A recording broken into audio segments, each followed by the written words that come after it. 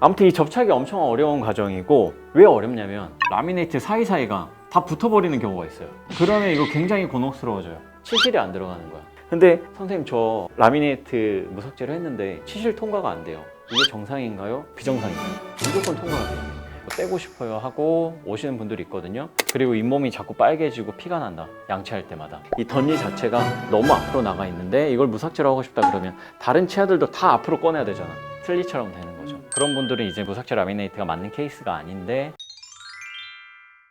안녕하세요. 일타 강사 치과의사 김태형입니다. 지난번에 치과에서 블랑시 극한 실험을 했었잖아요. 막 집어 던지고 누르고 망치로 깨고. 저번에 그 영상을 보시고 블랑시에 대해서 많은 문의를 주셨는데, 정확히 어떤 식으로 진행이 되고 부작용은 없는지, 그리고 치아를 정말로 안 깎는지, 이런 것들을 정말 궁금해 하시더라고요. 그래서 오늘은 무삭제 라미네이트의 모든 과정과 함께 각 단계에서 주의할 점들까지 좀 설명을 드리도록 할게요. 무삭제 라미네이트의 과정은 이렇게 이루어져요. 내원, 진단, 상담, 스캔, 디자인, 제작, 그 다음에 접착, 이렇게 이루어지는데, 각각 어떤 단계냐면, 내원을 하신다는 건 환자분이 데스크에서 접수를 하는 거죠. 그 다음에 치과 의사가 보고 진단을 내릴 거예요.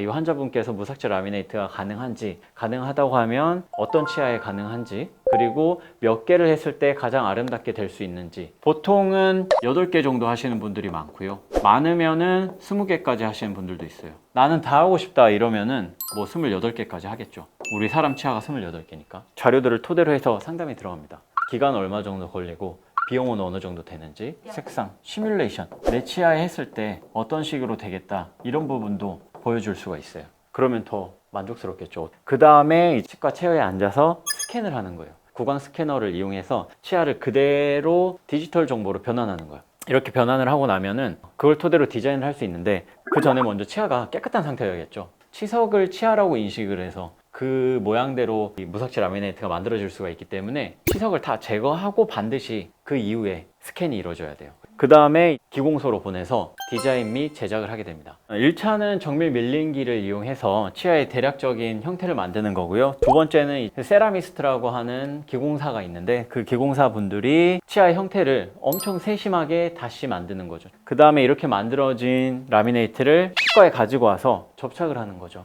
라미네이트에 특화된 그런 접착제들이 있어요. 그래서 그 접착제를 가지고 치아에다가 붙이는데, 그 과정이 굉장히 복잡해요. 치아에도 전처리라고 하는 과정을 거쳐야 됩니다. 전처리를 거친 다음에 본딩을 하게 되는 게 접착의 완성인데, 그 전에 이제 시적이라고 해서 한번 대보는 게 있어요. 제작된 라미네이트를 치아에 테스트 삼아서 올려보고 환자분들이 오케이, 나 이거 좋아 하면은 그 이후에 붙이게 되는 거죠. 그러면은 이 모든 과정이 며칠이나 걸려요? 이게 보통은 당일에 다 돼요. 근데 모든 치과들이 사실 그렇지는 않고, 경험이 있는 치과, 그리고 뭐 기공소가 제대로 돼 있는 치과에서는 8개 정도면은 뭐 오전에 9시나 10시쯤에 오시면은 오후 1~2시쯤이면 붙일 수 있죠. 근데 이게 무조건 좋은 게 아니라서 주의할 점들이 꼭 있어요. 먼저 진단에서 주의할 점이 있어요. 대부분의 경우에 무삭제 라미네이트가 가능하긴 해요. 무삭제 라미네이트를 해서는 안 되는 경우도 있고, 무삭제 라미네이트를 무리하게 하다 보면은 잇몸 건강이 안 좋아지는 경우도 있어요. 그래서 그럴 때는 최소 삭제라고 불리는 라미네이트를 하셔야 되는 거고, 근데 나는 치아를 진짜 단 한 톨도 건들고 싶지 않아, 이런 분들 같은 경우에 무삭제 라미네이트를 무리하게 진행하는 경우가 있는데, 그런 경우에는 입이 튀어나와 보여요. 왜냐면 이게 아무리 0.01mm 짜리라고 해도 그만큼은 튀어나오겠죠. 무리하지 마세요. 상담은 또 어떤 식으로 진행되냐면, 웃을 때 치아가 어느 정도 보이느냐, 이거에 따라서 좀 결정되는 경향이 많아요. 보통은 8개 이상을 추천드리는 게 보통 사람들이 웃을 때 보이는 치아 개수거든요. 저는 이렇게 웃으면 위에 8개만 웃어요. 그래서 위에 8개만 하시는 경우도 있는데, 그럴 경우에는 아랫니랑 치아 색상 차이가 나니까 16개를 하죠. 근데 내가 말을 너무 많이 하는 직업이고 입이 좀 큰 편이야, 그러면은 어금니까지 하시는 경우도 있어요. 어금니까지 하면은 위에 12개, 아래 12개. 미스코리아 심사 갔는데 20개 이상 하셨더라고요. 물어보시는 거예요? 아니, 보여요. 그 다음에 이제 스캔을 하게 되는데, 이 스캐너가 없는 치과들도 많단 말이야. 이게 왜냐면 엄청 치과에서 가장 비싼 장비 중에 하나예요. 그래서 이게 안 갖춰져 있는 치과도 많고, 좋은 스캐너, 한국 스캐너, 중국산 스캐너, 이런 식으로 쭉 있는데 프라임 스캐너가 제일 좋아요. 저희 치과에는 프라임 스캐너 있고 제일 비쌉니다. 그 다음에 이제 디자인 및 제작에 들어가는 거, 제일 중요한 과정이에요. 물론 이 치과 의사들이 하는 이 작업도 중요하지만 여기서 걸러지는 그 작업물이 진짜 중요해요. 이게 진짜 장인 그 자체야. 치유공학과를 나오신 분들이 이런 것들을 다 하는 거고요. 손기술이 진짜 좋거든요. 엄청 멋있어요. 이걸 만들어 나가는 과정이. 첫 번째로는 이제 밀링기를 사용해서 대략적인 걸 깎고, 그 다음에 장인분들이 한 땀 한 땀 이렇게 색깔을 입히는 과정. 이걸 어떻게 하느냐에 따라서 환자분의 만족도가 천차만별이에요. 근데 이런 기공 작업을 할 때 내부 기공소를 쓰는 데도 있고 외부 기공소를 쓰는 데도 있어요. 저는 개인적으로는 내부 기공소를 쓰는 데가 더 좋다고 생각을 해요. 왜냐면 소통이 더 잘 돼. 내가 이 환자를 볼 때 이 부분은 이렇게 수정을 하면 좋겠고 이렇게 개선을 했으면 좋겠어 하는 부분들을 내부 기공소가 있으면 훨씬 더 쉽게 소통을 할 수가 있거든요. 근데 너무 멀리 있는 외부 기공소를 사용하다 보면은 우리가 전달하고자 하는 게 잘 전달이 안 될 때도 있고 색상이 잘 안 맞을 때도 있어요. 그러면 그때 또 수정을 해야 되는데 수정을 보내면 갔다 오면 또 한 세월이야. 2주일씩 늘어나기도 하고 그러다 보면 환자분도 더 오래 기다려야 되니까 만족도도 떨어지고 컴플레인도 생길 수밖에 없죠. 내부가 있으면은 30분이면 수정되는 게 외부에 맡길 때는 30일이 걸리는 거죠. 그러면은 원장님 병원처럼 하루 만에 하고 이런 병원은 전부 다 내부 기공소가 있다고 생각하면 되는 거예요? 네, 맞아요. 하루 만에 하는 데가 잘 없기도 하고 5군데가 안 될 거예요, 아마 국내에서. 그 다음에 이제 접착인데 이게 엄청 어려워요. 치과 의사들이 접착에 대해서 4년 내내 치대에서 배우고 졸업을 하지만 라미네이트 접착은 또 다른 세상이야. 그래서 이것만 배우러 세미나 다니시는 분들도 있을 정도로 정말 어려운 과정이고, 그래서 저희가 7월 달에 또 세미나를 준비하고 있긴 하거든요. 관심 있는 치과 의사 원장님들께서는 연락 주시고요. 아무튼 이 접착이 엄청 어려운 과정이고, 왜 어렵냐면 라미네이트를 하나만 붙이는 게 아니잖아요. 라미네이트 사이사이가 다 붙어버리는 경우가 있어요. 여기가. 그러면 이거 굉장히 곤혹스러워져요. 치실이 안 들어가는 거야. 라미네이트를 해도 치실이 통과가 돼야 돼요. 그래야 치아 청소를 하지. 근데 선생님 저 라미네이트 무삭제를 했는데 치실 통과가 안 돼요. 이게 정상인가요? 비정상인가요? 무조건 통과가 돼야 돼. 이게 접착이 어려운 부분이에요. 시멘트를 넣고 빛을 쏴주면 이게 굳거든요. 딱딱하게 레진이에요, 이 시멘트 자체가.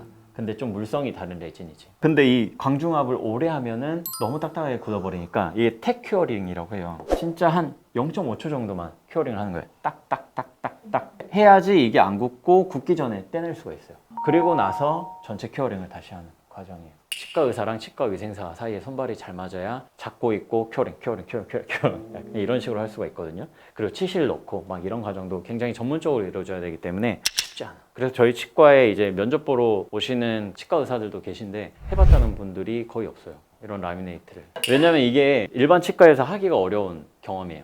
그래서 이걸 어떻게 해야 될지 잘 모르니까 보통은 크라운을 해버리죠. 오래된 치과 같은 경우에는 치아를 이렇게 다 깎아가지고 씌워버리면은 이런 과정 필요 없어요. 그냥 쉽게 해버리면 되니까. 이 접착 과정이 무삭제 라미네이트를 하는 데 있어서 가장 치과 의사들이 걱정하는 부분이다. 라미네이트 붙이면 엿 먹어도 진짜 안 떨어져요?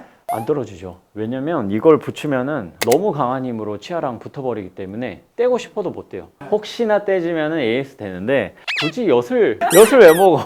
요즘 엿 먹는 사람이 있어요. 근데 마이쮸 같은 거는 괜찮지. 아무리 먹어도 안 떨어져요. 무삭제 라미네이트도 단점이 있어요. 이제 무삭제 라미네이트라고 하니까 치아를 전혀 건들지 않고 라미네이트를 붙일 수가 있고, 붙였다가 또 쉽게 뗄 수 있을 것만 갖고 해서 선택하시는 분들 많은데 전혀 그렇지는 않아요. 붙이는 게 엄청 단단하게 붙는다고 했잖아요. 이거 떼는 과정은 더 힘들어요. 이게 똑 하고 떼지는 게 아니라 치아랑 거의 한 몸을 이루고 있기 때문에 현미경영 같은 거 쓰고 보면서 조심스럽게 제거해야 되는 과정이에요. 그래서 애초에 시술 자체도 어려운 시술이기도 하지만 이런 단점들은 정확히 알고 계셔야 돼. 떼고 싶은 일이 있기는 할까요? 다른 치과에서 무삭제 라미네이트 하고 떼고 싶어요 하고 오시는 분들이 있거든요. 왜냐면 입이 너무 튀어나와 보인다. 그리고 잇몸이 자꾸 빨개지고 피가 난다, 양치할 때마다.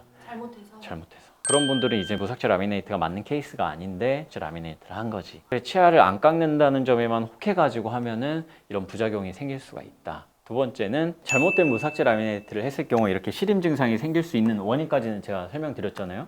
잇몸이 부어서 그럴 수 있다. 무삭제 라미네이트가 이제 치아를 안 깎는다는 장점 때문에 그거에만 꽂혀가지고 무조건 고집해서 무리하게 하시기보다는 최소 삭제하는 게 저는 오히려 더 추천되는 경우도 있다고 봐요. 왜냐면 잇몸과 치아 사이의 경계가 깔끔하게 마무리가 되거든요.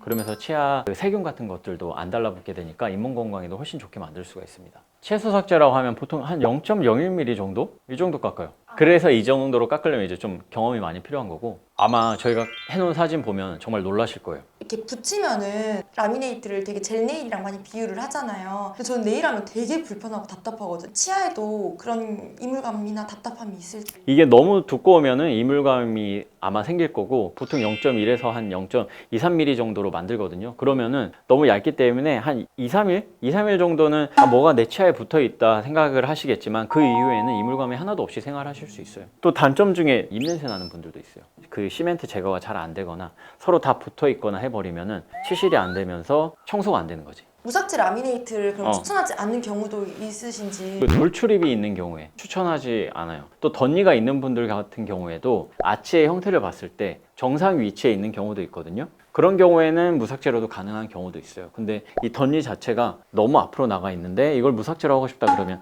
다른 치아들도 다 앞으로 꺼내야 되잖아. 그건 진짜 이렇게 슬리처럼 되는 거죠. 그런 부분들은 좀 조심하셔야 된다. 오늘 이렇게 무삭제 라미네이트의 과정이랑 뭐 부작용 이런 것들도 다 알려드렸는데 좀 어떠셨어요? 근데 생각보다 엄청 복잡하고 체계적이라 놀랐어요. 그냥 그냥 붙이면 되는 맞아. 줄 알았는데 생각보다 디테일하고 많은 손이 필요한 게 치과 치료가 이제 워낙 작은 데서 이루어지다 보니까 다른 분들이 보시기에는 별거 아닌 치료처럼 느껴질 수도 있는데, 실제적으로 이제 치과 의사들이 느끼기에는 너무 작은 공간에 사다 보니까 더 많이 신경 써야 되는 것들이 사실 있는 거거든요. 그래서 이런 복잡한 과정 끝에 이루어지는 게 그 정점에 있는 게 사실 무삭제 라미네이트라고 보셔도 되기 때문에, 이걸 쉽게 생각하고 쉽게 치료를 결정하기보다는 조금 더 내 치아를 더 생각하는 방향으로 치료를 결정해 나가셨으면 좋겠고, 무삭제 라미네이트도 좋지만 일반 라미네이트도 할 수 있는 그런 치과를 가시면은 좀 더 넓은 선택지 안에서 치아를 보존하면서 치료를 받으실 수가 있을 거예요.